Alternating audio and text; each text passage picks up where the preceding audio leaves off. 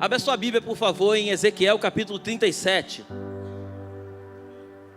Vale dos ossos secos. Repete comigo, andando pelo vale. Antes de nós lermos Ezequiel, quando a gente para refletir, o nome já diz um vale, um lugar baixo. Existem duas formas de nós irmos para o vale. Uma é quando nós somos levados pelo Espírito, e a outra é quando nós tomamos decisões erradas, e as nossas decisões nos levam para os vales. Eu quero nessa noite contigo, eu quero, através do Espírito Santo, entender um pouco sobre vale, e como, principalmente, como sair dele. Amém? Talvez o teu vale hoje seja o teu casamento. Talvez o teu vale hoje seja o teu trabalho. Talvez o teu vale hoje seja a tua vida financeira. Talvez o teu vale hoje seja o teu relacionamento com Deus. Talvez o teu vale seja uma relação mal resolvida com um filho. Talvez o teu vale seja uma relação mal resolvida com seu pai ou com a sua mãe. Eu não sei qual é o seu vale, mas uma coisa eu tenho certeza: todo vale, ele simplesmente vai revelar de fato quem nós somos e para onde nós iremos. Amém? A grande questão não é estar no vale, mas é como sair do vale. Então leia comigo, por favor, Ezequiel capítulo 37, do 1 a 10. Eu senti a presença poderosa do Senhor, e o seu Espírito me levou e me pôs no meio de um vale, onde a terra estava coberta de ossos. Ele me levou para dar uma volta por todos os lugares do vale, e eu pude ver que havia muitos ossos, muitos mesmo, e estavam completamente secos. Então o Senhor me disse: homem mortal, será que esses ossos podem ter vida de novo? Eu respondi: Senhor meu Deus, só tu sabes se podem ou não. Ele disse: profetize para esses ossos, diga a esses ossos secos que deem atenção à mensagem do Senhor. Diga que eu, o Senhor Deus, estou lhes dizendo isto: eu porei respiração dentro de vocês e os farei viver de novo.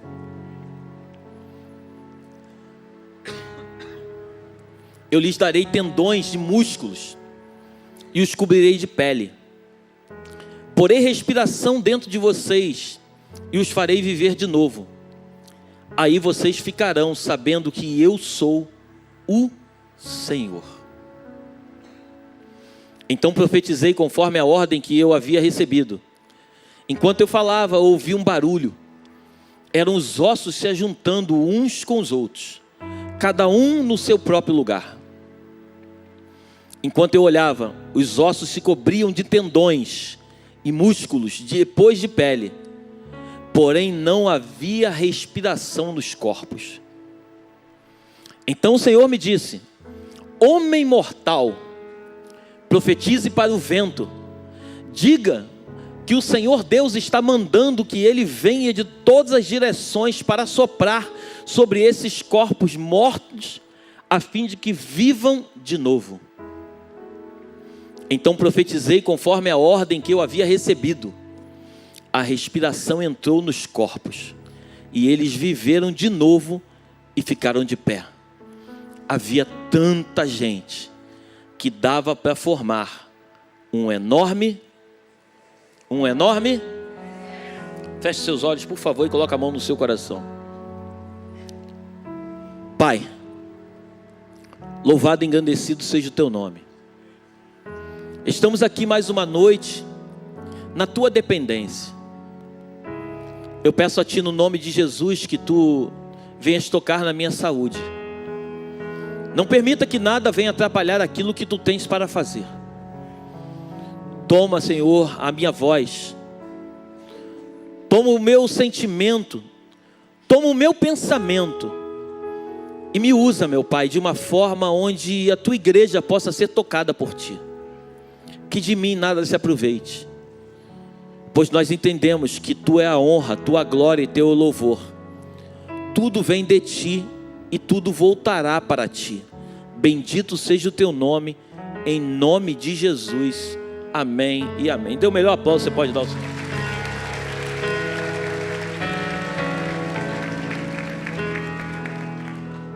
Esse texto é muito conhecido, mas eu queria que deixasse na tela aí o versículo 1.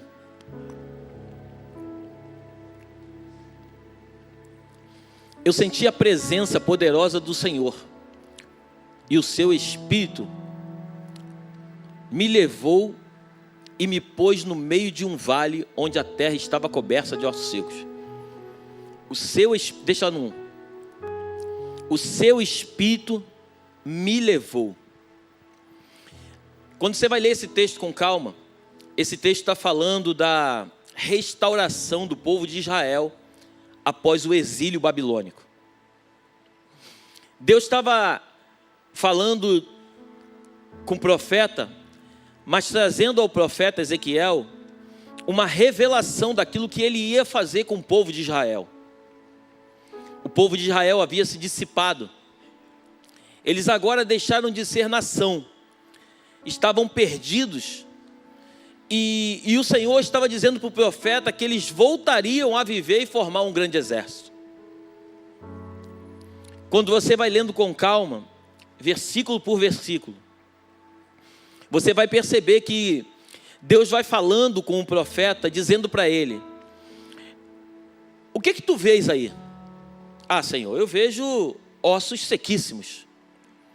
Em outras palavras, o que o profeta está dizendo é o seguinte: eu vejo algo que não tem condição nenhuma de ter vida.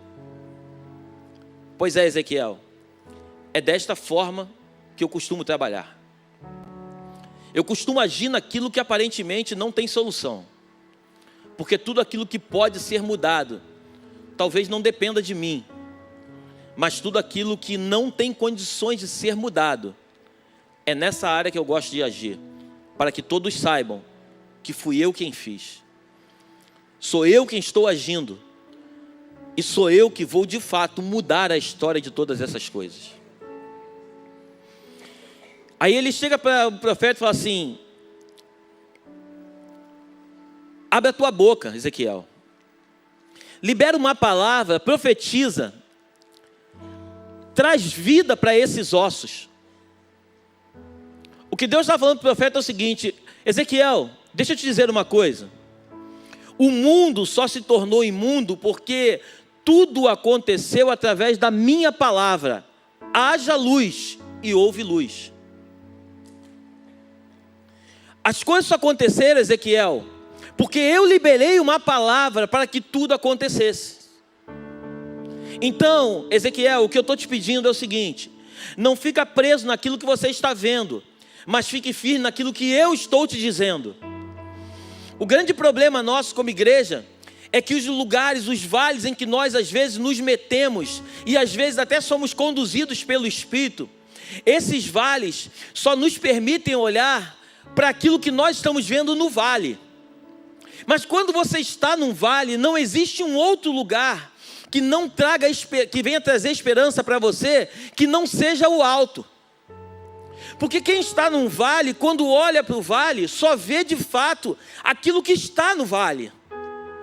Mas quando você está num vale e você olha para o alto é a tua esperança de sair do vale. Está comigo até aqui?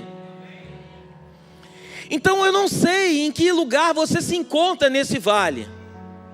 Eu não sei se você está no meio do vale. Eu não sei se você está no começo do vale, ou se você está no último grau do vale.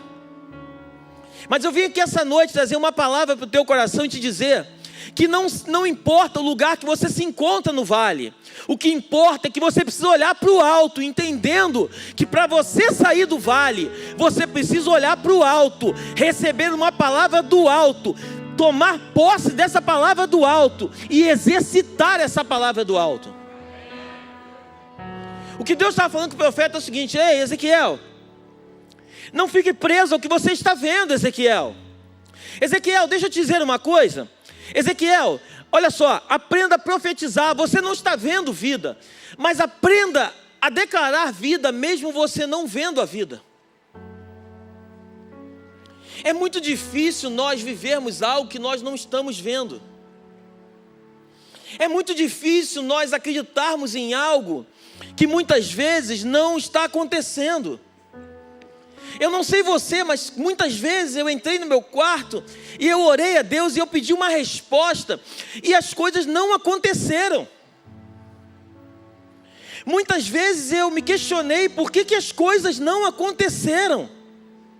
Mas foram nesses momentos que eu percebi que foram as maiores manifestações de Deus na minha vida. Porque quando as coisas acontecem, há um alívio na nossa vida muito grande, mas às vezes nós não percebemos, não damos importância para o lugar aonde nós estávamos. Nós começamos a nos agarrar para o lugar aonde nós fomos. Mas quando nós estamos vivendo um momento difícil, e que nós oramos, e que Deus não responde a nossa oração, são nesses momentos que às vezes nós percebemos que o vale, aparentemente, no nosso pensamento, iria nos matar, acabar conosco. E aí, quando passa o tempo, a gente percebe que a gente conseguiu resistir no vale, e o vale não nos matou.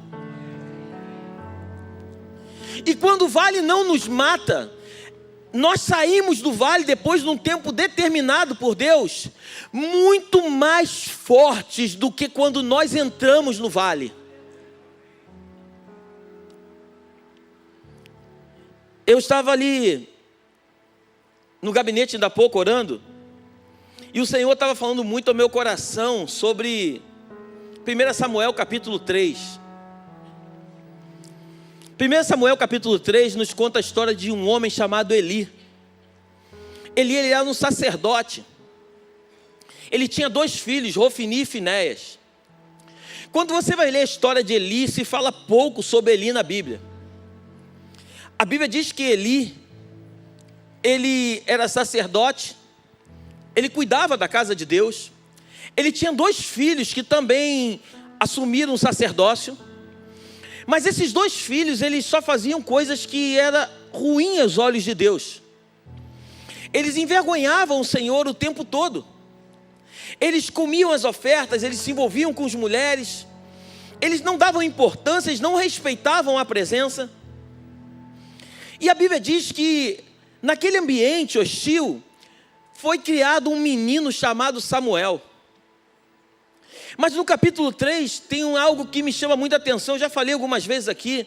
Diz que naquele tempo, as mensagens não eram constantes, eram raras. E a visão também era rara. Em outras palavras, o mover de Deus, ele não era constante, ele era muito difícil de acontecer. Muito raro de acontecer. Porque num lugar onde não tem a justiça divina, o pecado impera. Num lugar onde não tem manifestação do Espírito, o pecado prevalece. Mas quando tem justiça de Deus num ambiente, quando tem justiça de Deus, a glória de Deus é liberada sobre o ambiente, o pecado, ele começa a ser colocado em cena, ele começa a pular, ele começa a aparecer, coisas ocultas começam a ser reveladas. Porque quando tem muita movimentação de Deus, o pecado precisa ser exposto. Por isso que o ímpio, ele não pode habitar na congregação do justo. Aonde tem justiça de Deus, o ímpio não prevalece. Enquanto estava Eli, Hofni e Finéias, a bagunça estava feita. e não tinha justiça. A busca pelo Espírito era nenhuma. Então eles faziam o que queriam, até o momento em que chega um menino naquele mesmo ambiente hostil e começa a buscar a Deus de uma forma como nenhum dos três nunca havia buscado.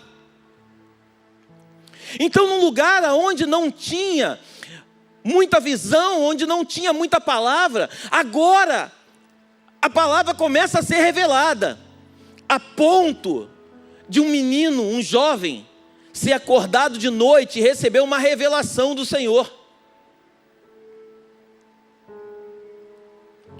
O que você está querendo dizer com isso, pastor? O lugar de vale é um lugar onde o Senhor vai revelar de fato quem somos nele, porque o nosso serviço vai definir exatamente o nosso nível de relacionamento com ele. São nos momentos de vale que nós mais buscamos a Deus, porque quando as coisas estão boas para nós, é triste dizer isso, mas poucos são aqueles que adoram o Senhor Espírito em verdade. Mas quando passam por um vale da sombra da morte, quando passam por uma doença, por uma dificuldade financeira, as pessoas se tornam mais crentes do que nunca. Sim ou não? Claro que sim. Claro que sim. E perceba que quando você busca mais a Deus, o nível de justiça aumenta. Então, quando o nível de justiça aumenta, a revelação do pecado começa a pular. E aquilo que incomoda os olhos do Senhor começa a ser revelado. E Deus começa a limpar em você aquilo que precisa ser limpo. Você está aí?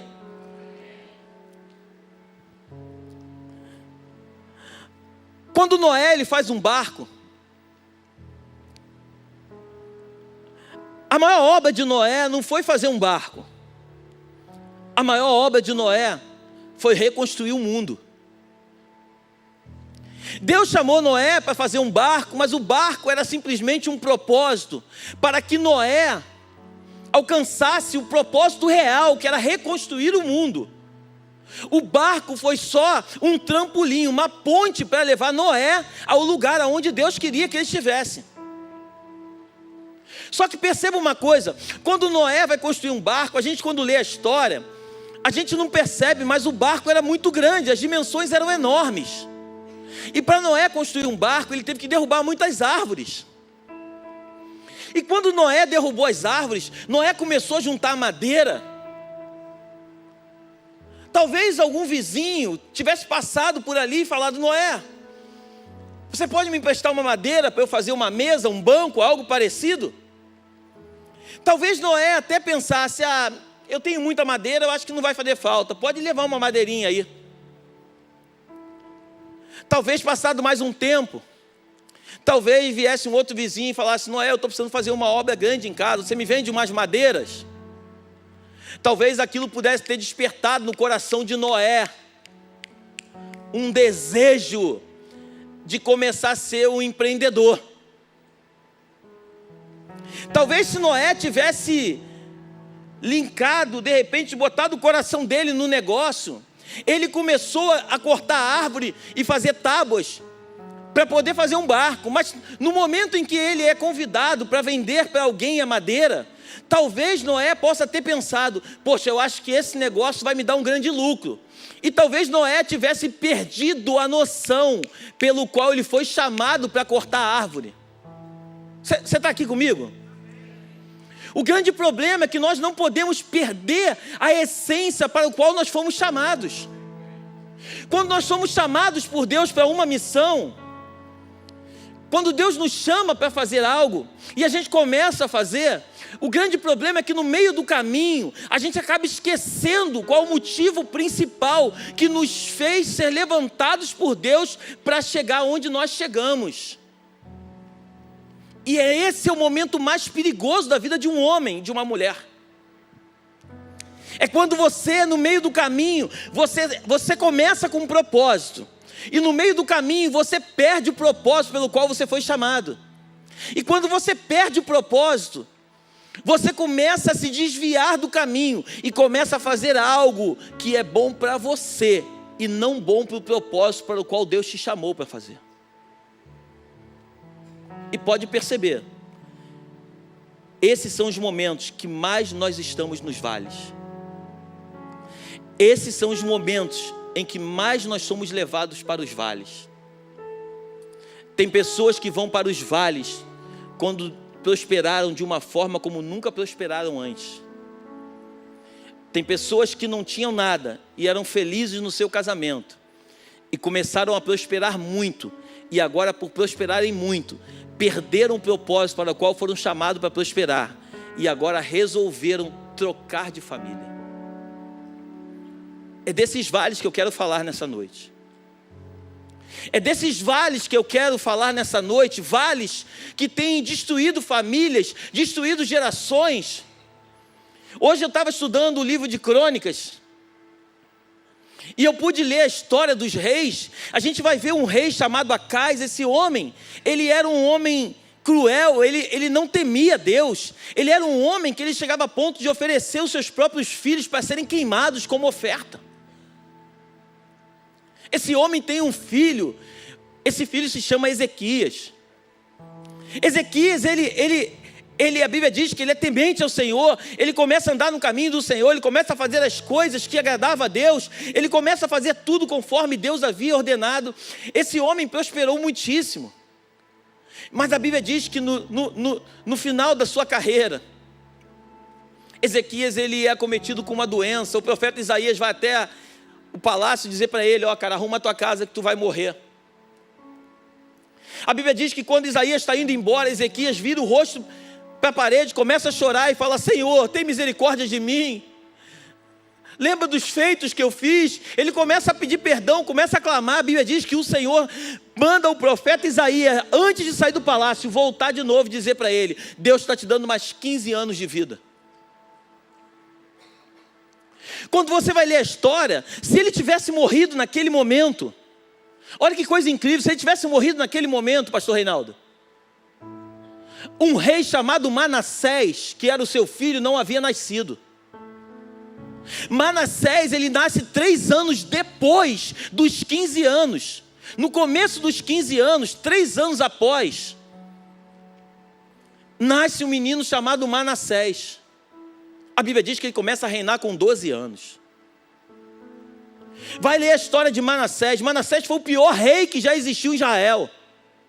Ele destruiu a casa do Senhor. Ele levantou altares para outros deuses em todo Israel. Ele sacrificava os próprios filhos em troca de deuses pagãos. Ele foi um homem cruel, um homem sanguinário. A história conta que Manassés, as ruas ficavam lotadas de sangue. Tamanha maldade daquele rei. A Bíblia diz que o Senhor permite que os assírios entrassem em Jerusalém, levassem ele cativo. Ele é preso com anzol, pelo nariz, porque assim que os assírios faziam, eles envergonhavam, enfiavam um anzol no nariz e carregavam aquele preso.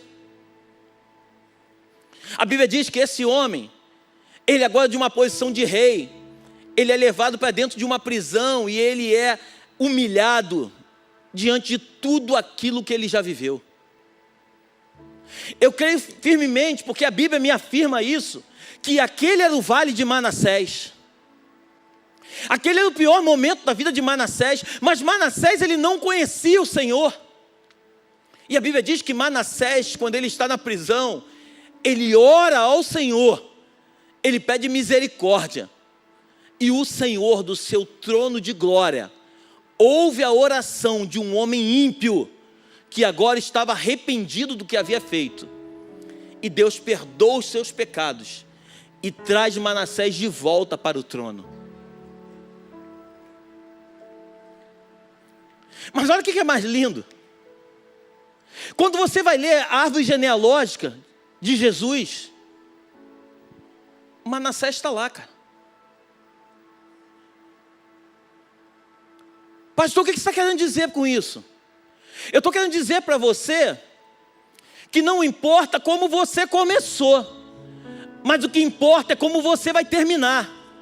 Porque talvez você não tenha tido êxito até aqui, Mas eu vim trazer uma palavra de esperança para o teu coração nessa noite, te dizer que a única coisa que você precisa, se você está vivendo num vale, é que você olhe para o alto, se arrependa das coisas erradas que você fez, pede misericórdia a Deus e pede para Ele mudar a tua sorte, porque é no momento de vale que o Senhor te visita com força e com poder.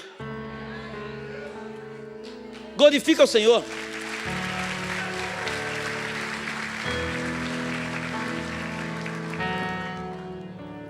Então Manassés, ele foi um homem mau durante todo o seu reinado, mas agora no final da sua história, esse homem, ele conheceu ao Senhor. Esse homem, ele foi tocado por Deus, e aí ele volta para Jerusalém, e a Bíblia diz que ele derruba todos os altares dos outros deuses. Ele restaura a casa do Senhor. Ele diz para todo Israel que só existe um Deus, o Deus soberano, o Altíssimo, o grande eu sou. Mas foi necessário Manassés ir para um vale, porque é no vale que nós de fato só temos esperança quando nós olhamos para o alto. Então quando você vê lá o profeta Ezequiel, o Senhor diz para ele assim: ô Ezequiel, o que você vê? Ezequiel era um profeta, o que você vê, profeta? Porque até os profetas, quando estão passando pelo vale, muitas vezes não conseguem ver nada. Até os pastores, e eu sou o primeiro a me incluir nisso, até os pastores, quando estão em alguns vales, em alguns momentos não conseguem ver saída. Eu lembro de um fato que aconteceu comigo, com a minha esposa, que foi um dos momentos mais difíceis na nossa caminhada com o Senhor. E eu disse para ela: agora acabou. Agora acabou. E foi um momento em que nós buscamos tanto ao Senhor. Nós oramos tanto, nós jejuamos tanto. Nós fizemos campanha. Nós nos agarramos, nos juntamos como família. Nós buscamos o Senhor e falamos para Ele: Senhor, se o Senhor quiser nos tirar, o Senhor nos tira. Só o Senhor pode nos tirar desse lugar. E sabe o que eu percebi? Que na verdade aquele momento que parecia ser o final de todas as coisas, foi o começo de tudo. Porque os vales vão sempre revelar de fato quem somos. É no vale que nós somos revelados. Então o nosso nível de justiça com Deus só vai ser manifesto nos vales em que nós vivemos.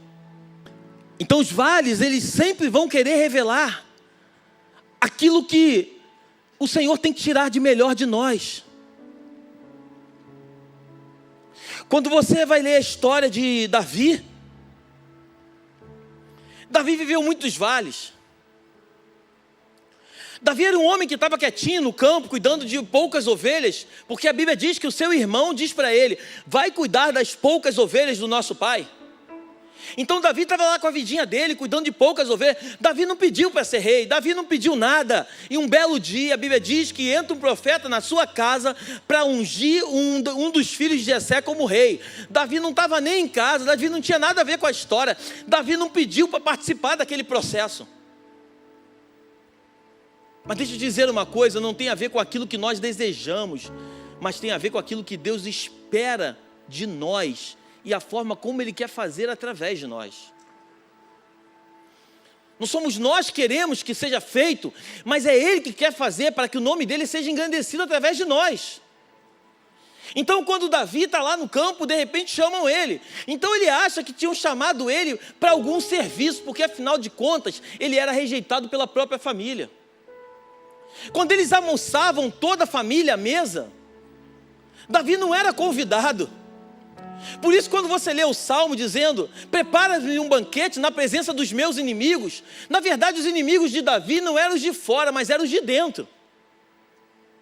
Os maiores inimigos de Davi eram seus próprios irmãos. Davi se entendia melhor com as ovelhas do que com seus irmãos. Davi não pediu para ser rei, mas aprove a Deus escolher Davi. Porque Deus não vê como o homem vê, Deus vê o coração. Então quando Davi estava lá no campo, lá cuidando das ovelhas, Deus via o desejo dele de tirar a ovelha da boca do leão e do lobo. e do urso. Quem falou lobo? Então Deus viu o coração de Davi. Deus percebeu que Davi era um homem segundo o seu coração. Porque se um homem que dá a sua vida por poucas ovelhas do seu pai, o que esse homem não fará quando estiver tomando conta de um exército, de um acampamento, de uma cidade, de um país? Quando ele for rei desse país, o que ele não vai fazer por esse povo? E Deus chama Davi. Quando Davi é ungido rei, eu não sei se você parou para refletir isso, mas Davi não tinha problema. Davi começou a ter problema quando ele foi ungido rei. Tem momentos na nossa vida que às vezes nós não temos problema, mas quando Deus nos promove, é aí que chegam os problemas. Às vezes você está no trabalho exercendo uma função e você não tem problema, mas o teu patrão, tomado por Deus, ele vai e olha para você e ele percebe que você é a pessoa que precisa ser promovida. E ele te promove. Quando vem a tua promoção, aí começam os teus problemas. É assim ou não é? Claro que é assim. Claro que é assim. Porque aqueles que não conseguem ser escolhidos, entenda isso, pega isso no teu coração. Aqueles que não conseguem ser escolhidos sempre vão dizer que são melhores que você. Mas não tem a ver com o que você faz, nem tampouco com aquilo que você é. Mas tem a ver com a forma como você se relaciona com Ele. Porque a forma como você se relaciona com Ele vai revelar o teu serviço. Você consegue entender? A Bíblia diz que nós temos que trabalhar para o nosso Senhor, letra minúscula, como se estivéssemos trabalhando para o Senhor com letra maiúscula. Às vezes eu converso com alguns irmãos na igreja e não estão satisfeitos no trabalho. E por não estarem satisfeitos, eles faltam o trabalho, eles não dão a mínima, eles não fazem o que tem que ser feito. E a minha pergunta é, se você não está satisfeito, por que não pede para sair? Se você não está satisfeito, por que você insiste em algo que você não está satisfeito? Porque deixa eu te dizer uma coisa, por mais que o teu patrão não veja quem você é, faça por ele, como se você estivesse fazendo por ele. Porque isso é bíblico. Porque a forma como você se relaciona com Ele é a forma como vai ser o teu serviço. Se você é um homem de oração, uma mulher de oração, uma mulher de intimidade, pode ter certeza que a tua empresa pode estar quase falindo, mas ela não vai falir por tua causa, porque você vai ser o melhor funcionário daquela empresa.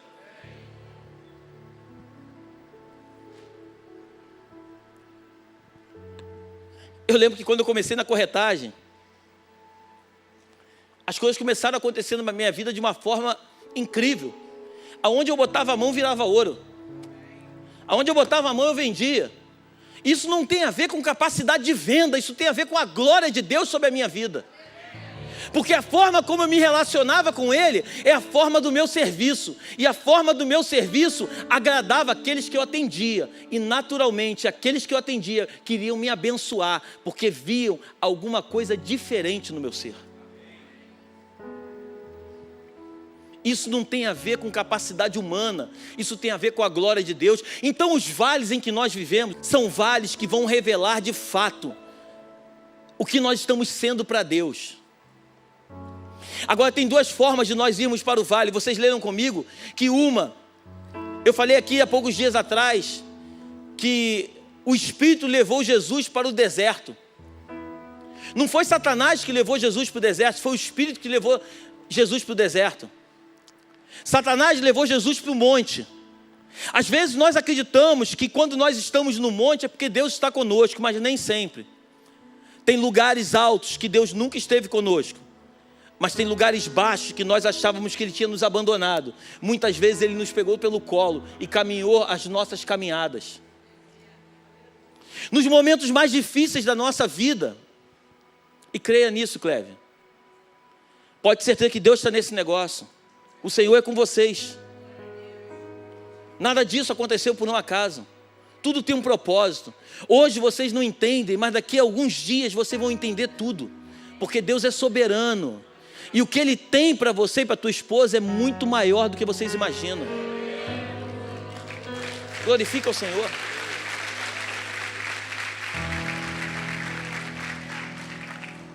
O meu Deus e o teu Deus Ele não é um Deus que nos conta história. O nosso Deus não é um Deus que promete alguma coisa e não cumpre. O nosso Deus, Ele é um Deus que Ele diz que vai fazer e Ele faz, porque Ele é o Deus do já. Agora, viver no vale, ninguém gosta de viver. Amém? Vamos ser verdadeiros. Alguém gosta de viver no vale aqui? Se gosta, levanta a mão que eu vou mandar pegar a camisa de força agora. Ninguém gosta de viver no vale. Mas muitas vezes o vale é necessário para que o vale possa revelar de fato quem nós estamos nos tornando. A Bíblia diz que um abismo leva a outro abismo. A Bíblia diz que um cego guiando outro cego, ambos vão para o abismo. Um homem que é conduzido pelas suas emoções, muitas vezes ele vai acertar, mas a maioria das vezes ele vai errar, porque as suas emoções vão sempre o trair. Mas um homem e uma mulher que são conduzidos pelo Espírito, mesmo que eles sejam conduzidos a um deserto, eles serão conduzidos para serem tratados no deserto e saírem do deserto, como você leu comigo, como que um exército forte, um exército onde osso vai encaixando com osso, tendão vai cobrindo, músculos vão chegando, e depois de estar tudo pronto, ainda vai faltar alguma coisa. O que falta, pastor? O mais importante, o Espírito. E aí a Bíblia diz que, assim como foi no Éden, o ruá de Deus, o Espírito é soprado nas nossas narinas. Nós somos uma alma vivente, diz a Bíblia. Nós somos, de fato, um espírito vivificante. Nós estamos aqui, nós somos um espírito que veio dele e que habita num corpo. Então por isso, os teus desejos terrenos não podem prevalecer aos teus desejos espirituais. O céu tem que determinar quem somos. As ordens celestiais têm que conduzir a nossa vida e não os nossos desejos carnais. Nós somos o único ser nessa terra que tem um pouco do céu e um pouco da terra. Nós somos o único ser que é formado do pó da terra, mas que recebeu o ruá de Deus. Por isso a nossa carne é inclinada para fazer as coisas da terra, porque a nossa carne veio da terra, mas o nosso espírito, ele veio do Senhor. A Bíblia diz em Efésios 1,4 que nós fomos eleitos nele desde antes da fundação do mundo. Antes do mundo ser mundo, nós já estávamos nele. Por isso, o céu não é o nosso destino, o céu é a nossa origem. Por isso, um homem de Deus, uma mulher de Deus, ora constantemente, buscando o seu desejo insaciável. Não é se satisfazer com as coisas dessa terra, mas é um dia voltar para a sua casa, para o lugar de onde saiu. Você está comigo aí? Dá um glória a Deus, dá um aleluia aí.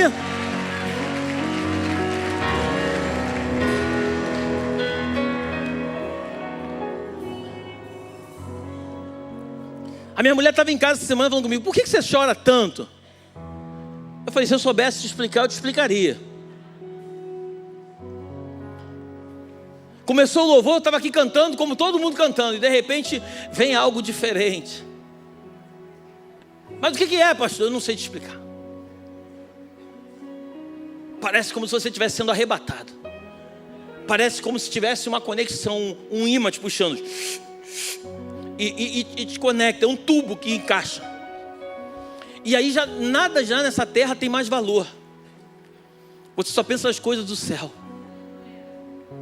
Você só fica querendo agradar o teu Criador. Você vai se arrependendo dos teus pecados, sem que ninguém fale nada contigo, mas você começa a chorar, se arrependendo das coisas erradas que você faz. Eu não estou falando de pecado em si, amém? Você está comigo aqui, não está? Eu estou dizendo o seguinte, das coisas erradas que nós erramos todo dia. E aí você começa a chorar de arrependimento, que você não quer magoar a pessoa que você mais ama. Essa semana o meu pequenininho estava no celular e ele estava mexendo no YouTube. Aí eu cheguei no quarto. Quando eu cheguei no quarto, ele tirou. Aí eu falei assim: o que você estava vendo? Aí ele: nada não, papai. Eu falei: papai vai perguntar mais uma vez: o que você estava vendo? Aí ele começou a ficar nervoso. Nada não, papai, nada não. Eu falei: filho, eu não quero que você tenha medo do papai. Eu quero que você tenha respeito pelo papai. Papai vai perguntar pela terceira vez: o que você estava vendo? Aí a lágrima começa a descer. Aí eu falei: eu não quero que você tenha medo do papai. Eu quero que você fale a verdade. Porque quando a gente fala mentira, a mentira é do diabo. E o papai não vai brigar com você porque você vai me falar a verdade. O papai só quer saber o que você estava vendo, porque o papai quer te ensinar o que pode e o que não pode. E aí ele falou assim: papai, eu estava vendo isso, isso e isso. E não era nada demais. Mas ele ficou tão desesperado, que ele ficou com medo de me decepcionar, e ele começou a chorar. E naquele momento o Espírito começou a falar comigo. E assim é o sentimento de um homem e de uma mulher que é enlouquecido pelo Senhor. Assim é o sentimento de um homem e de uma mulher que está buscando a face de Deus e que percebe que o seu nível de relacionamento vai revelar o seu nível de serviço. Quando você ama Deus, quando você se relaciona com Ele, a música começa, você começa a chorar e você não sabe explicar o porquê. Você começa a lembrar de coisas que você fez e que você não queria ter feito. É assim ou não? Glória a Deus que eu não sou o único. Mas são esses vales que muitas vezes o Espírito nos leva. Vales até momentâneos, vales que são muito rápidos. Mas o Espírito nos leva a esse vale para que nós possamos perceber que não são esses vales que vão trazer refrigério para a nossa alma, mas são esses vales que vão destruir o nosso ser se nós não sairmos de lá rápido. O que eu quero nessa noite é que eu e você, eu quero convidar você a ficar de pé.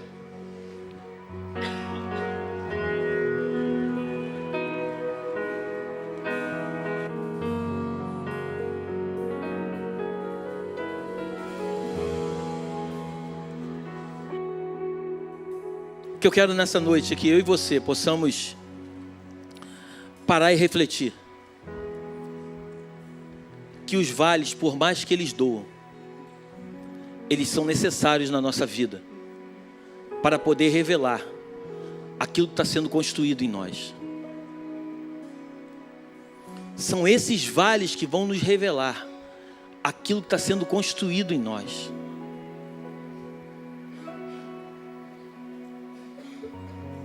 Não tente dizer para as pessoas quem você é, e nem tampouco o que você tem vivido. Mas aprenda nesta noite, em nome de Jesus, a ser verdadeiro com o seu relacionamento com Deus. O nível de justiça, quando ele aumenta, como eu disse, quando é revelado o nível de justiça, o pecado é exposto. Perceba uma coisa: na casa de Eli, Hofni e Finéias faziam o que queria e estava tudo certo, até que entrou Samuel na história. Quando o nível de justiça aumenta, os dois filhos logo depois em seguida são mortos no mesmo dia na guerra. Eli, a Bíblia diz que ele era obeso, ele está sentado numa cadeira, ele já está cego, ele está encostado numa parede. A Bíblia diz que ele cai para trás, ele quebra o pescoço e ele morre. A mulher de Finéias está grávida. Quando a notícia chega que Hofni e Finéias morreram, Eli morre e a nora agora, ela vê também o sogro morrendo e ela vai ter um neném. Quando ela vai ter um neném, ela morre, mas antes de morrer ela libera uma palavra: Icabode.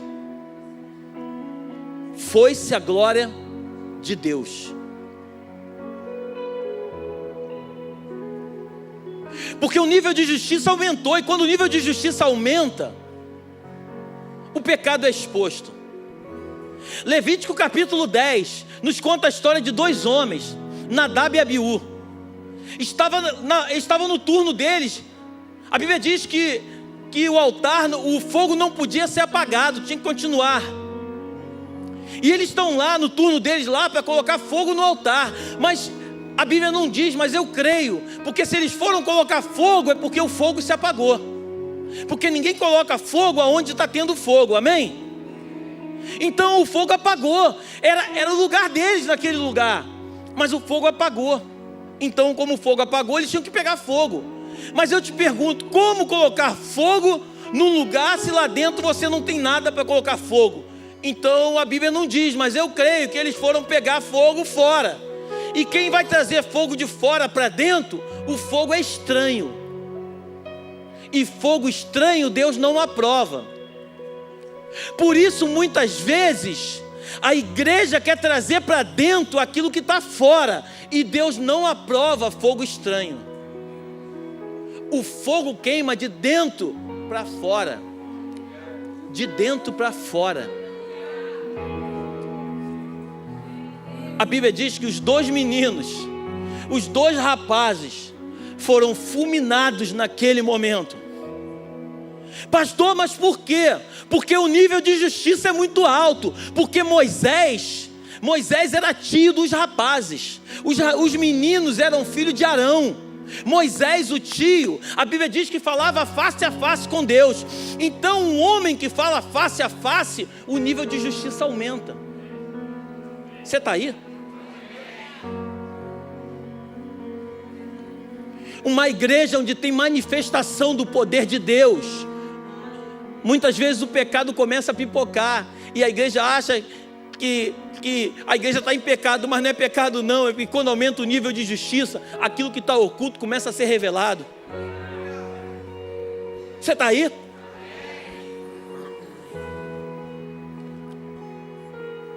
Nós fizemos um encontro,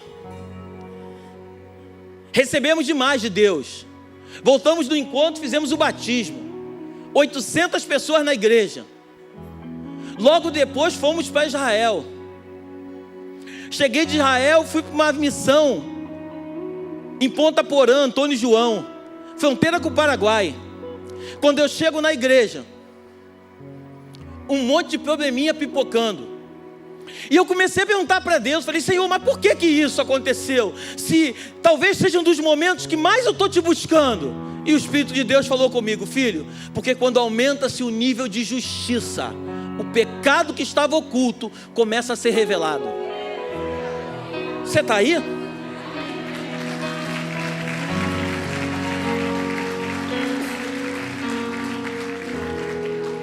Pai, eu quero abençoar esses elementos. Eu quero te pedir no nome de Jesus que o Senhor toque em cada um deles. Que no momento em que teus filhos comerem da tua ceia, Pai, do teu corpo e do teu sangue, que eles sejam tocados, meu Pai, de uma forma como talvez nunca tenham sido. Aqui está um pedaço de pão e um pouco de suco de uva. Mas eu creio no meu espírito, Pai, que o suco e o pão não têm poder para mudar nada. Mas quando esse pão e esse suco, eles representam o teu corpo e o teu sangue. E quando os teus filhos tomarem, entendendo que o Senhor morreu numa cruz por causa deles, eu acredito, meu Pai, que o nível de justiça vai aumentar. E muitas coisas que estavam ocultas serão reveladas. Eu abençoo esses elementos no nome de Jesus. Amém. Eu gostaria que toda a igreja, pode distribuir, que toda a igreja ceiasse comigo. Pastor, mas eu não sou batizado. Tem um texto na Bíblia que está no livro de Atos. Filipe, ele estava pregando numa cidade. A Bíblia diz que um eunuco, ele voltou de Jerusalém, ele tinha ido adorar o Senhor em Jerusalém, tinha ido para a igreja. Ele foi para a igreja, mas ele não entendeu nada da mensagem da igreja. E ele está voltando no seu carro, indo para a sua terra. A Bíblia diz que Deus tira Filipe do lugar onde ele estava e leva ele até lá para encontrar com esse homem. Quando Filipe passa do lado da carruagem, vem correndo, ele está sentado na carruagem, ele está lendo a Torá. A Bíblia diz que está lendo as escrituras. A Bíblia diz que Filipe pergunta: você está entendendo alguma coisa? Ele fala assim: como eu vou entender se ninguém me explica? Filipe sobe no carro daquele homem, começa a explicar para ele sobre o texto. E Filipe começa a explicar para ele, estava lendo o livro do profeta Isaías. E Filipe começa a revelar para ele quem era de fato o Cristo. A Bíblia diz que aquele eunuco para e fala assim: eis aí a água, o que me falta para ser batizado? Nada. Ele batiza aquele homem naquele momento. Muitas vezes nós vemos situações de que você precisa fazer um curso, tem que ser casado, tem que ser isso, tem que ser aquilo. Deixa eu te dizer uma coisa. Jesus veio para todos. Se você crê que Jesus Cristo morreu e ressuscitou ao terceiro dia, e que Ele está vivo e que Ele habita no nosso meio, eu quero convidar você para cear comigo nessa noite.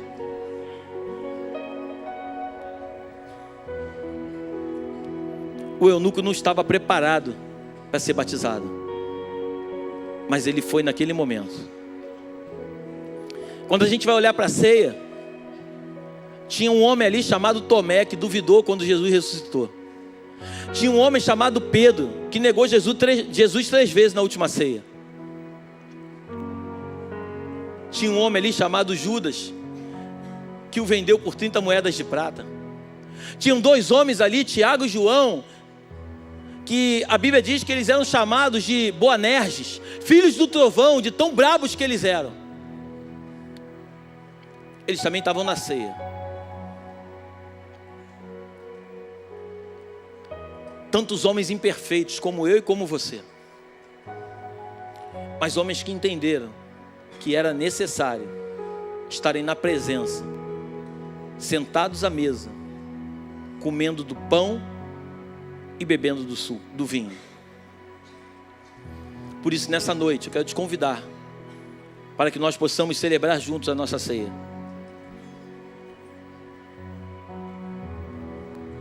A Bíblia nos revela que na última ceia,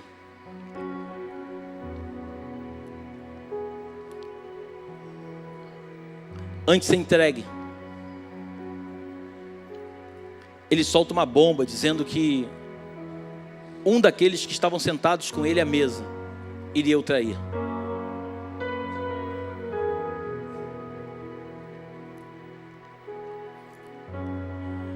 O propósito de Jesus foi vir à terra. A missão dele sempre foi a cruz, nunca foi o trono. Quando ele começou a fazer milagres, as pessoas quiseram levar ele para o trono. Hosana, Hosana. Quiseram colocar Jesus num trono. Ele nunca veio para sentar num trono. O propósito dele sempre foi ir para a cruz.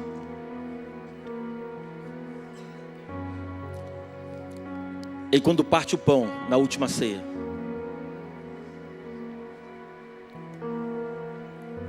a Bíblia diz que ele sai, caminha ao Monte das Oliveiras cantando um hino. Quando chega no Getsemane, alguns desses irmãos aqui foram conosco.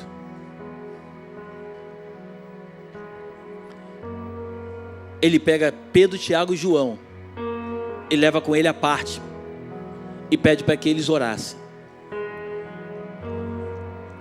Ele volta a primeira, a segunda e a terceira. Eles estavam dormindo.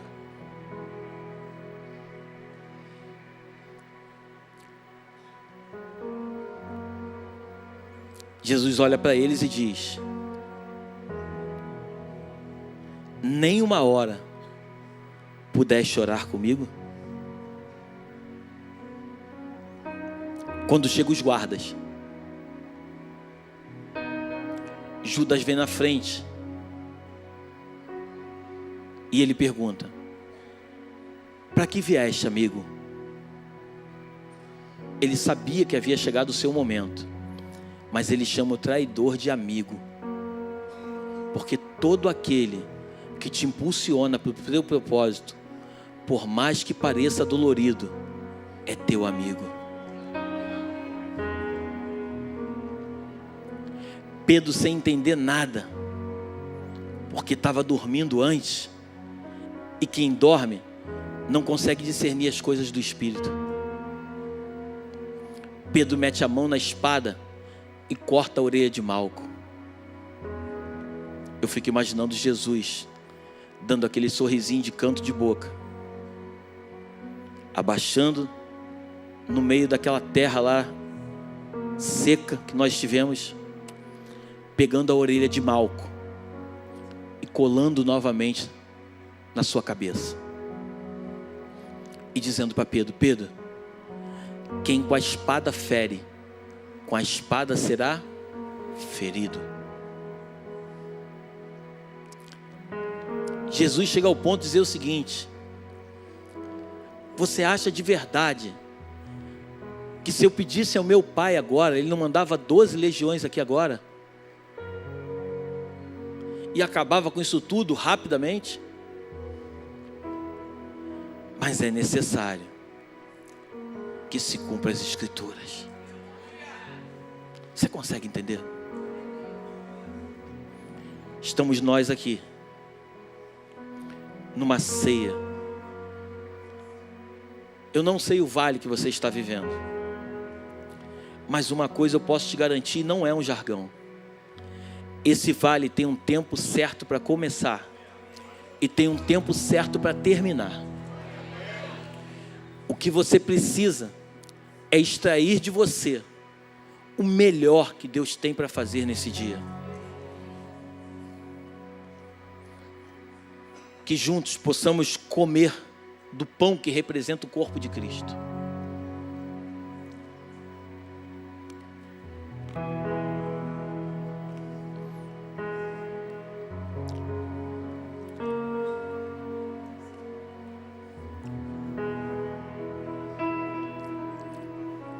E beber do sangue representado por esse suco de uva, até que ele volte.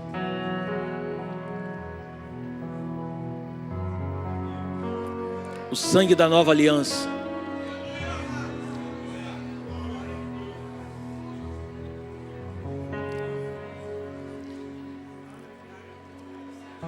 Lembrei agora da frase do pastor índio lá, o Roberto.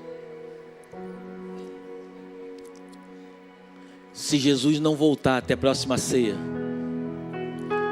nos encontraremos de novo na próxima ceia. Nos encontraremos, na verdade, antes, mas estaremos aqui mês que vem ceando de novo, porque vai chegar um dia que Ele vai voltar e nós não conseguiremos mais cear. Cearemos com Ele na eternidade. Pode aplaudir o Senhor.